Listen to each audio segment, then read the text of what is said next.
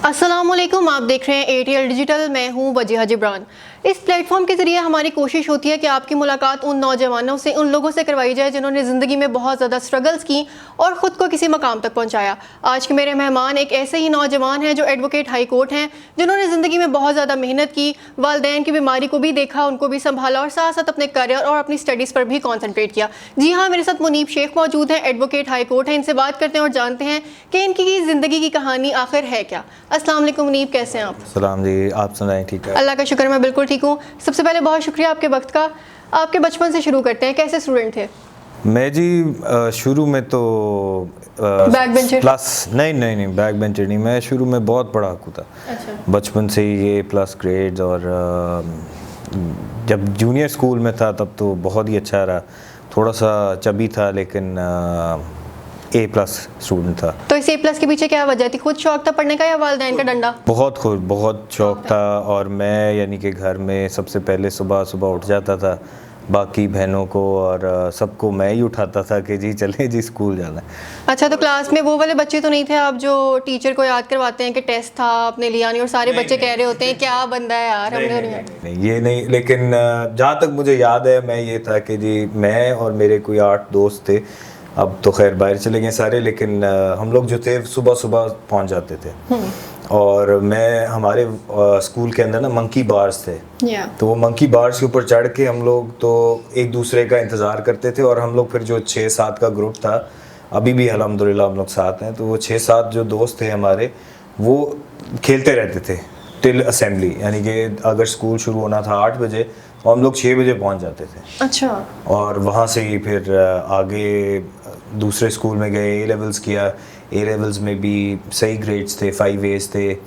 उसके बाद A levels में थोड़ा सा, क्योंकि वालदा बीमार हो गई थी, ब्रेन हैमरेज हो गया उनको, उसमें थोड़ा सा कम आए ग्रेड्स। लेकिन फिर उसके बाद मैंने वकालत की तरफ किया। पहले मेरे साइंसेस सब्जेक्ट थे ओ लेवल्स में, फिर ए लेवल्स में इकोनॉमिक्स वगैरह थी। लॉ का सोचा ही नहीं था। वालिद साहब ने पूछा कि जी कौन सी डिग्री जल्दी मिल जाएगी। मैंने कहा जी लॉ की डिग्री आजकल है और वो जल्दी मिल जाएगी। और फिर बस 3 सालों में लॉ कर लिया, जो एक्सटर्नल डिग्री होती है हमारी। बिल्कुल ठीक है। अच्छा, आपने अपनी वालदा का जिक्र किया। अमूमी तौर पे हम देखते हैं कि जो बेटे होते हैं वो वालदा के बहुत क्लोज होते हैं। फिर जब एक बच्चे को बहुत कम उम्र में ये पता चले कि मेरी वालदा के साथ एक कितना बड़ा मसला हो गया, वो बीमार हैं लेकिन अभी मैं पढ़ भी रहा हूँ, मेरे बहन भाई भी हैं, तो उस टाइम पे क्या सिचुएशन थी? आपने घर कैसे मैनेज किया, अपनी स्टडीज़ कैसे मैनेज की? तो मेरी बहनें थी, 2 की शादी हो चुकी हुई थी, 2 की होनी थी, तो बहनें साथ थी, तो अल्हम्दुलिल्लाह मैनेज हो गया था। लेकिन वो ड्यूरिंग दैट टाइम जो हॉस्पिटल का टाइम था और वो कोमा में रहीं, अल्हम्दुलिल्लाह रिकवर कर गई, तो उस टाइम पे तो बहुत ज़्यादा स्ट्रेस रहा। और ज़्यादातर कोशिश होती है क्योंकि बच्चों छोटों की कि जी वो मेमोरी को सप्रेस करें। लेकिन अभी भी मुझे वो वाक़या याद है कि मैं ही बाहर हॉस्पिटल के बाहर बैठा हुआ था, ICU के बाहर, और अम्मी कोमा में थी, तो वो होश आया उनको, तो डॉक्टर ने, नर्स आई बाहर के जी आप फ़लाँ के बेटे हैं जी। मैंने कहा जी बिल्कुल। उन्होंने कहा जी उनको होश आ गए। मैं कहा जी बहुत अच्छी बात है, चलूँ मैं अंदर? वो कहते हैं हाँ जी आ जाए आ जाए। तो मैं गया, अम्मी ने कहा जी कि मैंने चाय पीनी है। उनको उस वक्त अल्फाजों का नहीं पता चल रहा था कि जी चाय क्या होती है, या उन्होंने कहा जी वो पीना है चाय, वो पीनी है। मैंने कहा चाय पीनी है, क्योंकि वो रोज़ चाय पीती थी। तो मैंने कहा साथ हम ही बिस्किट खाएंगी? तो कहती हैं हाँ बिस्किट भी लेकर। फिर मैं भागा नीचे, बेसमेंट में कैफेटेरिया था, वहाँ से ले के बिस्किट, और अभी भी मुझे याद है कि मैंने फिर बिठा के उनको, तो हमने बिस्किट और फिर चाय पिलाई। असल में ब्रेन हैमरेज के अंदर उनके साथ इस तरह होता था कि वो मेमोरी नहीं थी उनकी, लेकिन हाइपर बहुत ज़्यादा हो गई थी।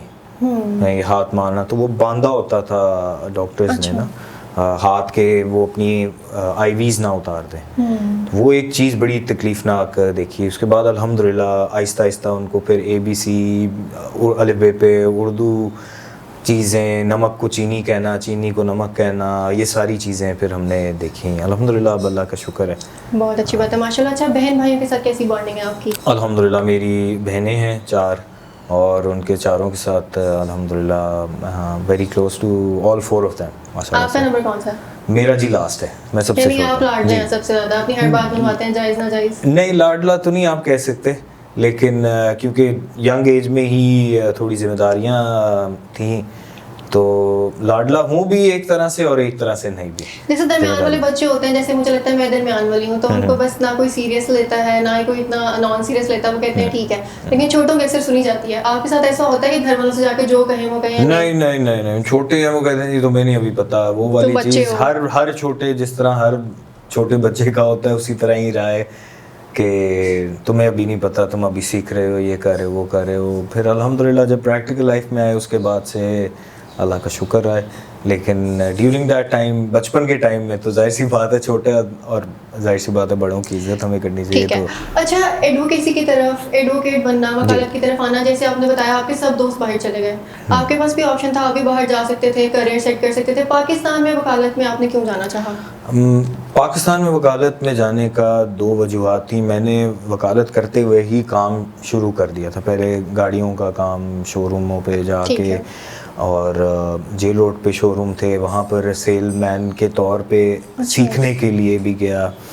और वहाँ पर PSI नई नई, जब ये 2010 की बात है और 2009 की बात है बल्कि, तो 2007 वाली PSI लोगों को पता ही नहीं था। जिस तरह अब EVs का लोगों को नहीं पता, उसी तरह पहले हाइब्रिड का नहीं पता था। हाइब्रिड का समझाया लोगों को थोड़ा सा, ठीक क्योंकि है। पढ़ा लिखा था तो एक्सप्लेन किया। वहाँ से फिर अल्हम्दुलिल्लाह 2-3 गाड़ियाँ सेल की, इन्वेस्ट किया, थोड़ा सा चेक किया, वो सीखा स्ट्रगल। फिर क्योंकि वालिद साहब का बैकग्राउंड है प्लास्टिक दाना जिसको कहते हैं, raw material of the shopping bag, उसकी ट्रेडिंग वगैरह करते थे एक ज़माने में। तो उनके साथ मिलके और उनके दोस्तों के साथ मिलके कंपनियों को सप्लाई किया। श्रिंक रैप रोल हो गया, ये शॉपिंग बैग्स हो गए, जितनी भी आपके निजी शॉपिंग वाली दुकानें, HN1 हो गया, इस तरह और 2-3 थे। इन सब में जाके तो शॉपिंग बैग की पिच की, फिर उनको एक्सप्लेन किया कि जी माइक्रो ग्रामेज क्या होती है। अल्हम्दुलिल्लाह वहाँ पर काफ़ी किया काम। इसी तरह बेकरीज़ के शॉपिंग बैग्स प्रिंट करके ख़रीदता था, उनको फिर बेचता था आगे कंपनियों को। साथ इसके अलावा फिर जो उसमें जो सबसे बड़ा स्ट्रगल मैंने देखा, क्योंकि अकेला हूँ, टीम नहीं थी, तो ट्रांसपोर्ट करने जाना होता था तो गाड़ी में सामान डाल के फैसलाबाद अगर छोड़ने जा रहे हैं, जनावाला छोड़ने जाना है, इधर लाहौर में कहीं छोड़ने जाना है, गाड़ी नहीं मिल रही तो गाड़ी के अंदर डाला सामान, लोड किया। वन मैन आर्मी थी। अल्हम्दुलिल्लाह सपोर्ट थी वालिदैन की, बहनों की, सबकी। लेकिन वहाँ से फिर जाके ख़ुद गाड़ी में भी रख के लोड भी किया, ऑफ लोड भी करवाया साथ मज़दूरों के मिलके। और लेकिन क्योंकि हमारा थोड़ा सा कल्चर यहाँ पर डिफरेंट होता है, प्रोक्योरमेंट मैनेजर को आपने मैनेज करना होता है बेसिकली, वो मैनेज मैंने नहीं किया हुआ था। मैंने तो ओनर से एक पिच इन करके डिस्कशन करके किया हुआ था। तो उसमें हमने फेस जो चीज़ की कि ब्लेड मार देते थे लोग। अब हमें आइडेंटिफाई नहीं होया इनिशियली कि जी क्या ये फैक्ट्री से हो रहा है, क्या ये जहाँ पर डिलीवर हो रहा है वहाँ पर हो रहा है, और वो कोई तरीका भी नहीं था अंडरस्टैंड करने का। लेकिन डैमेज माल, नुकसानात शुरू हो गए। फिर इसके बाद मैंने सोचा कि नहीं, मैंने अगर लॉ किया हुआ है तो उसको प्रैक्टिस शुरू करता हूँ। फिर मेरे उस्ताद थे सुल्तान तनवीर साहब, बैरिस्टर, उन्होंने फिर मुझे कहा कि मुनीब तुम काम क्यों नहीं मेरे पास आ जाओ। उन्होंने मेरे स्टूडेंट, मेरे टीचर भी रहे थे, वो टीचर होते हुए वो कॉन्फ्लिक्ट ऑफ लॉज पढ़ाते थे मुझे, मुख्तलिफ जुरिस्डिक्शन की जो कावानीन होते हैं उनके बारे में बताते थे। उन्होंने फिर मुझे कहा कि तुम मेरे साथ आओ मेरे दफ्तर। फिर उनके दफ्तर में अल्हम्दुलिल्लाह जाके तो मैंने जब आपने लॉ की लाइन को या लॉ को एज ए करियर परस्यू किया तो आपने सारा बिजनेस हर चीज़ साइड पे कर दी थी, आप साथ साथ लेके चल रहे थे? नहीं, उधर रिकवरीज थी मेरी कुछ, वो रिकवरीज आहिस्ता आहिस्ता फिर क्योंकि पाकिस्तान में सबसे बड़ा इशू जो मैंने देखा है वो तो बाकी सारे बता सकेंगे, लेकिन मैंने जो देखा है वो सबसे बड़ा इशू ये था कि क्रेडिट पे काम होता है, पैसे सामान ले लेते हैं, पैसे देने के टाइम पे थोड़ी सी डिफिकल्टी फेस होती है। बहुत ज़्यादा डिफिकल्टी, काफ़ी ज़्यादा नहीं कहूँगा, थोड़ी बहुत ही इसलिए कहूँगा क्योंकि वो एक उन्होंने भी एक सर्कल चलाना होता है, जाहिर सी बात है फैक्ट्रीज़ ने भी। और जिस तरह क्रेडिट लाइन एक बिजनेस बैंकिंग के अंदर टर्म यूज़ की जाती है, तो वो एक थोड़े से अमाउंट रख के तो आगे चला रहे होते हैं। आहिस्ता आहिस्ता करके फिर वो रिकवरी हुई, 2 साल बाद हुई, लेकिन रिकवरी अल्हम्दुलिल्लाह हो गई मेरी। तो बिल्कुल ठीक है। अच्छा, जैसे हम लॉ की बात कर रहे हैं तो मैं आपको बताती हूँ, जब हम यूनिवर्सिटी में थे तो हमारी क्लास फेल होती है, उसके लिए प्रपोजल आया, वो लड़का लॉयर था। तो उसने बताया हमें कि लड़की की फैमिली वालों ने पूछा लड़की से कि तुम क्या करते हो, उन्होंने बताया जी हमारा बेटा वकील है। तो उन्होंने कहा कि वो तो ठीक है पर वो करता क्या है, तो उन्होंने कहा कि वकील है हमारा बेटा। तो उन्होंने कहा वो भी ठीक है, लेकिन वो करता क्या है, पैसे कहाँ से कमाता है। तो वकालत में तो पैसे नहीं है, और आपने बताया कि आपने बिजनेस छोड़ दिया और धक्के खाने पड़ते हैं, आपको बहुत मेहनतें करने, सिफारिश आपको चाहिए होती है ऊपर तक जाने के लिए, कमाने के लिए, और फिर बेटा हो, उस पर रिस्पॉन्सिबिलिटी हो, तो आपने कैसे मैनेज किया? नहीं, अल्हम्दुलिल्लाह इस तरह था कि वालिद साहब की सपोर्ट थी, वालिद साहब के दोस्तों की सपोर्ट थी और फैमिली की भी सपोर्ट थी। तो जो स्ट्रगल मैंने किया वो अल्हम्दुलिल्लाह इतना ज़्यादा डिफ़िकल्ट नहीं रहा। हाँ, ये ज़रूर था वकालत के अंदर, ये हर वकील के लिए, और हर वकील मेरे ख्याल से एग्री भी करेगा इस चीज़ के लिए कि जब आपने प्रैक्टिस शुरू करनी है ना, तो प्रॉपर प्रैक्टिस सीखने के लिए सिविल कोर्ट से शुरू करनी है, ट्रायल शुरू करना है। तो सिविल कोर्ट के एनवायरनमेंट के अंदर आपने घुसना है, घुस के समझना है, ताकि आपके साथ कोई ये चीज़ ना कर सके। आपने क्लर्क्स को भी मैनेज करना है, तो क्लर्क्स वाले काम भी करने चाहिए। हमने ड्यूरिंग इंटर्नशिप या ड्यूरिंग ये ट्रेनिंग स्टेज फ़ोटोकॉपियाँ भी की, स्टेपलिंग भी की, फाइलिंग भी की। इससे ये चीज़ हुई कि अब हमें अगर कोई धोखा देने या समझाने की चालाकी करने की कोशिश करता है कि जी इसमें तो जी इतने पैसे लगते हैं, रिकॉर्ड निकलवाने में इतने पैसे लगते हैं, तो उसको हम फिर जवाब दे सकते हैं। हाँ कि जी ये देखो यार, ये तो इतने इस जगह पे जाओ, इस चीज़ से कर लो, यहाँ से कर लो। और जहाँ तक बात है आपकी कि जी पर्सनल वाली साइड पे कि जी रिश्ते नहीं मिलते, थोड़ा डिफ़िकल्ट होता है, लोगों को थोड़ा डर रहता है। ये एक मिसकंसेप्शन बन चुका हुआ है कि जी वकील जो हैं वो किसी बदमाशी या कब्ज़ा ग्रुप या इस तरह की चीज़ों में इन्वॉल्व है। वकालत एक नोबल प्रोफेशन रहा है हमेशा से, अभी से नहीं, बहुत पहले से। और नोबल प्रोफेशन इस तरह का रहा है कि जी अगर आप गाउन देखें ना जी, जो हाई कोर्ट में हम लोग पहनते हैं सर्दियों में, तो उसके पीछे एक पॉकेट होती थी।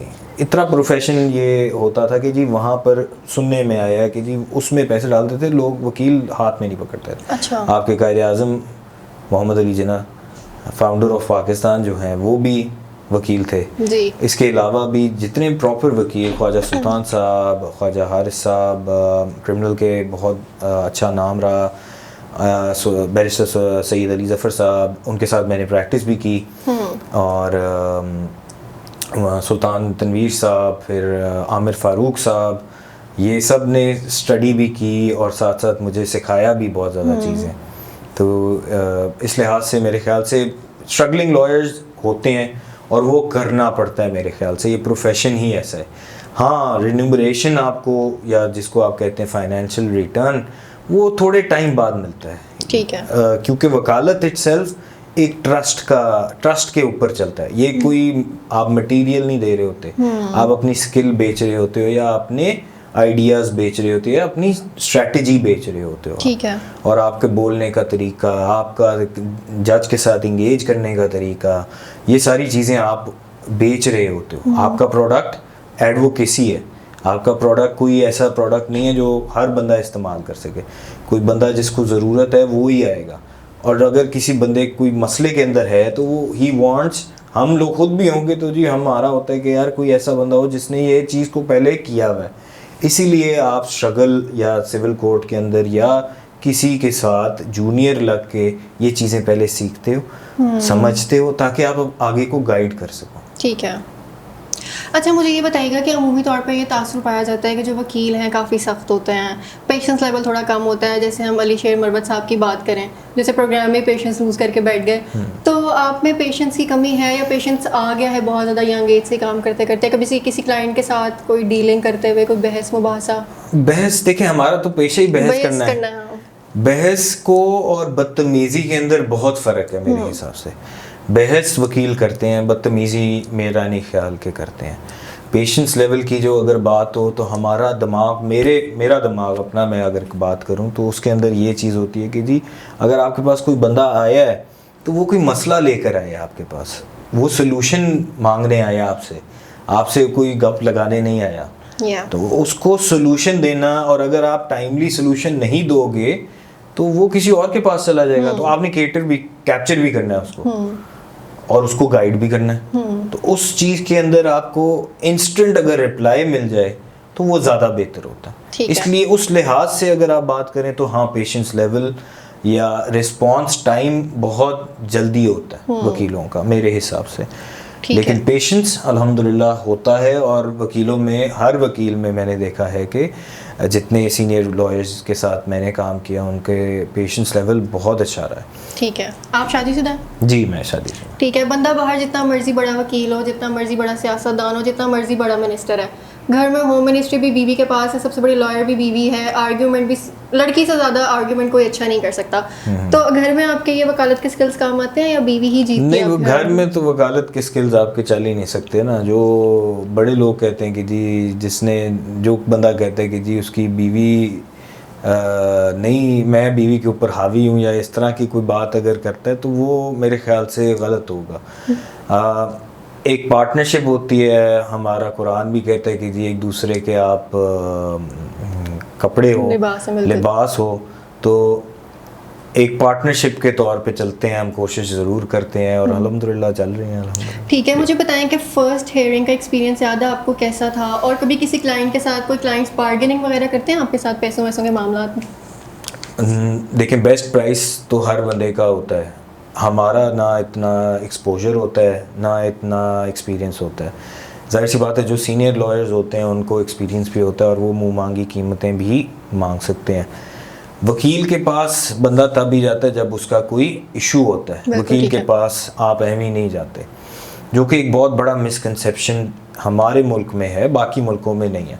आप बिज़नेस कर रहे हो, आपको पहले मशवरा करना चाहिए वकील से कि यार आपने क्या फॉर्म करना है, कंपनी करनी है, एसोसिएशन ऑफ पर्सन करनी है, पार्टनरशिप करनी है, या सोल प्रोप्राइटर चलाना है। एक आपने विजन लेके, जहन लेके आप चलते हो। तो मेरी कोशिश होती है कि गाइड मैं कर दूं और उनको एक फ़िक्स कॉस्ट अब आके एक बता देता हूँ कि जी ये फ़िक्स्ड कॉस्ट होती है हमारी, इसके अंदर अगर आपको समझ आता है तो 100 बिस्मिल्लाह, नहीं आता तो आप माजरत कर लेते हैं। बिल्कुल ठीक है। अच्छा, कोई बहुत मुश्किल केस, जैसे फॉर एग्जांपल आजकल हम देखते हैं कि हमारी सोसाइटी में आए दिन रेप केसेस हैं, मर्डर केसेस हैं, इस तरह के इंसिडेंट्स बहुत ज़्यादा होते जा रहे हैं। जब आपके पास कोई इस तरह का केस आता है, बंदा इमोशनली आप सबसे पहले अपना मेंटल लेवल लूज़ करता है कि मैं क्या देख रहा हूँ, सोसाइटी में क्या हो रहा है। इस तरह की चीज़ों को आप कैसे मैनेज करते हैं? और आपके पास कभी कोई ऐसा केस आया जिसको आपको लगा हो कि इसको सॉर्ट आउट करना, इन लोगों को इंसाफ दिलाना बहुत टफ है? क्रिमिनल साइड पे मैंने प्रैक्टिस नहीं की। मैंने ज़्यादा सिविल साइड पे या कंपनी के या ट्रांजैक्शनल काम ही ज़्यादा किए। अपने आसपास देखते हो लोगों को इस तरह के केस सॉर्ट आउट करते हुए, डील करते हुए? देखें, हमारे जुडिशल सिस्टम में ना एक फेयर ट्रायल का कॉन्सेप्ट ज़रूर मौजूद है, फास्ट ट्रैक मौजूद नहीं है, जिसके लिए कानूनी अमेंडमेंट करने की, बहुत तरमीम करने की ज़रूरत पड़ेगी और आगे जाके हो सकता है हो भी जाए।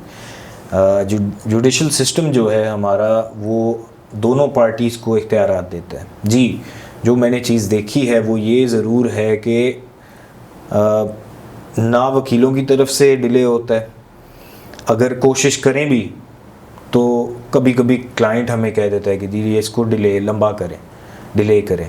तो जाहिर सी बात है, अगर आपने कोई चीज़ ऐसी लिया है तो उसको फिर आपने टेक्निकली हैंडल भी करना होता है। हाँ, ये मेरा ज़रूर मशवरा होगा कि जजेस जो हैं वो सर्कुलेशन में रहते हैं।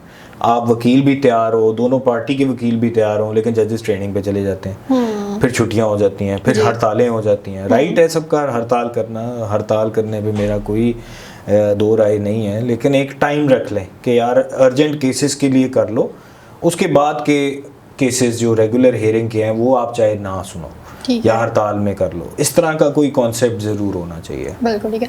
अच्छा, मुझे बताएं कि जैसे अक्सर हम देखते हैं कि प्राइवेट सेक्टर्स में जॉब टाइमिंग्स होती हैं, आप लोगों के साथ भी कुछ ऐसा होता है कि ये 8 आवर्स हैं, 9 आवर्स हैं, इतने आवर्स आपने सर्व करना है, उसके बाद आप फ्री हैं, या फिर नहीं? नहीं, हमारा 24 आवर्स भी होता था और कभी कभी तो 48 आवर्स भी हो जाता था। ठीक है। जब मैं अपने सीनियर के साथ प्रैक्टिस कर रहा था तो मुझे याद पड़ता है कि वो सदर थे सुप्रीम कोर्ट बार एसोसिएशन के। तो आए दिन कोई ना कोई मामला चल रहे होते, बार के भी और बाकी मामलात भी चल रहे होते थे। तो उसमें हम लोग सुबह जाते थे 8 बजे और अगले दिन हम लोग इस्लामाबाद के लिए निकल जाते थे, यानी कि रात सारा दिन काम किया, रात उधर ही कि घर गए, घंटे 2 घंटे फ्रेश हुए, फ्रेश हो के इस्लामाबाद के लिए निकल गए और सुप्रीम कोर्ट सुबह उधर सारी हेयरिंग करके फिर रात को वापस आए, तो 48 आवर्स भी होते थे। एक और चीज़ जो सबसे बड़ी मेरे ख्याल से नोट नहीं की जाती वो ये है कि एक तो हेल्थ केयर वर्कर्स थे कोरोना में, कोविड के दौर में हेल्थ केयर वर्कर्स भी फ्रंट लाइन पे थे, तो जजेस भी फ्रंट लाइन पे थे और वकील भी फ्रंट लाइन पे थे, क्योंकि वकालत और जो जितनी भी अदालतें थीं वो नहीं बंद हुई। हाँ, ये ज़रूर था कि नए केसेस कम हो गए थे, लेकिन जो चल रहे थे वो चल रहे थे केसेस। थोड़े टाइम के लिए ज़रूर लॉकडाउन लगा था जब, तब ज़रूर बंद हुई थी, लेकिन उसके बाद बाकी बिजनेसेस बंद रहे, अदालतें खुली रही। हम लोग अदालतों में इंसाफ चाहिए हालत में आप, ठीक है। बिल्कुल। तो आपकी पर्सनल लाइफ इसमें आप कैसे मैनेज करते हैं? आप मैरिड हैं, आपकी फैमिली है, तो पर्सनल लाइफ अफेक्ट नहीं होती है? घर वाले कहते नहीं कि किन कामों में पड़ गए, हमें भी टाइम दो, हमारे लिए भी। आप अपने लिए टाइम कैसे निकालते हैं? जी, अब तो मैं एक निजी कंपनी के साथ रीजनल काम कर रहा हूँ, तो उसमें टाइम लग जाता है। लेकिन जब पहले था तो बिल्कुल रोज़ शिकायत आती थी वालिदैन की तरफ से, वालदा की तरफ से कि तुम्हें तो देखा ही नहीं, कहाँ पर थे? मैंने कहा जी आप सो गई थी। सुबह वो सो रहे होते थे तो निकल जाते थे, रात को आते थे तो वो सो रहे होते थे। तो बस इसी तरह बिल्कुल शिकायत होती थी, और वही फाइनेंशियल रिटर्न भी इतना ज़्यादा नहीं होता था। तो ये चीज़ें, लेकिन आपके एक अच्छे वकील बनने के लिए ज़रूरी भी हैं, सीखने के लिए भी ज़रूरी हैं, एक डिसिप्लिन बंदा बनने के लिए भी ज़रूरी है, क्योंकि कोर्ट में अगर आपने आर्ग्यू करना है और कोर्ट ने अगर कोई टाइमिंग है, मौजूद है टाइमिंग, उसके दौरानिए में ही आप आर्ग्यू कर सकते हो, बाद में तो नहीं जाके कर सकते। बिल्कुल ठीक है।